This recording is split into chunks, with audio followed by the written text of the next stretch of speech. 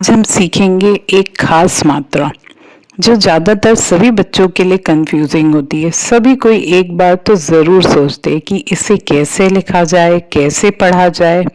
जी हाँ, उन 11 स्वरों में से एक री की मात्रा। आज हम इस वीडियो से जानेंगे कुछ ऐसी बातें जानेंगे जिससे कंफ्यूजन तो दूर हो ही जाएगा, मगर शब्दों और वाक्यों में भी किस तरह पढ़ा जाए वो भी हम सीखेंगे।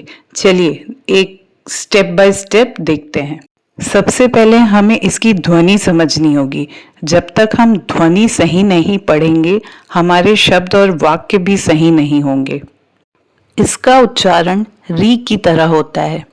र में ई की मात्रा, ई इमली वाला जो स्वर होता है, जिसे हम वर्ण और स्वर में छोटा ई की मात्रा कहते हैं, वह र में जब छोटी ई की मात्रा लगती है तो री, जब वो री का साउंड आता है वही री ऋषि में भी साउंड आता है। लेकिन री ऋषि में एक कंपन होती है।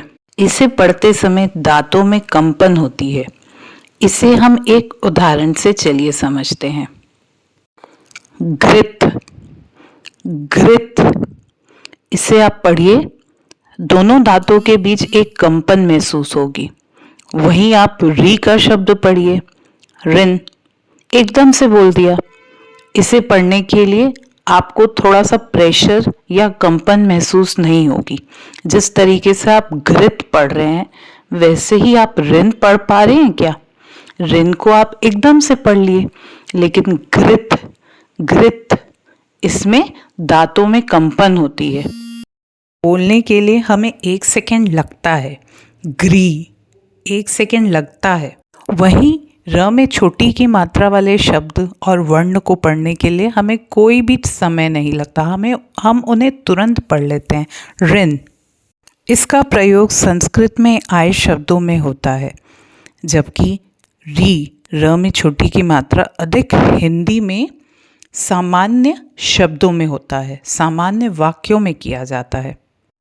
अब आपके मन में यह ज़रूर सवाल आ रहा होगा कि कब हमें र में छोटी की मात्रा लगाना है और कब हमें री ऋषि वाली मात्रा लगाना है।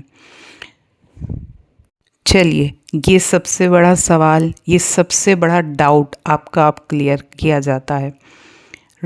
र में छोटी की मात्रा एक व्यंजन ध्वनि है जो कि र प्लस ई स्वर के मेल से बनती है। वहीं री ऋषि एक स्वर ध्वनि है जिसका अपना एक चिन्ह होता है। इस तरीके से री ऋषि 11 स्वरों में एक स्वर कहलाता है और र तो एक व्यंजन है जिसमें हम ई इमली वाला स्वर लगाते हैं तो वो री की मात्रा बनती है। तो वह स्वर और व्यंजन के मेल को हम री कह रहे हैं और री ऋषि अपने आप में एक स्वर है। चलिए कुछ दोनों के शब्द पढ़ते हैं जिससे आप दोनों में फ़र्क कर सकें।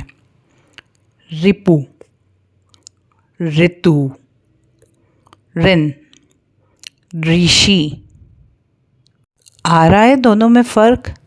जो र में छुट्टी की मात्रा लगी है उसे हम एकदम से बोल दे रहे हैं और वही री ऋषि को पढ़ने के लिए हमें थोड़ा सा 1-2 सेकंड का समय लग रहा है, क्योंकि उसमें उसे हम पढ़ रहे हैं तो हमारे दांतों में एक कंपन हो रही है। चलिए अब इस वाक्य को पढ़िए आप। कृषि कर, ऋषि तप कर, मृग मत पकड़, तृण वापस कर। आप जितना रीड करेंगे उतना आपका कंसेप्ट क्लियर होता जाएगा। आप घर में अलग अलग बुक से रीडिंग करिए और कीप प्रैक्टिसिंग। चलिए मिलते हैं नेक्स्ट वीडियो में।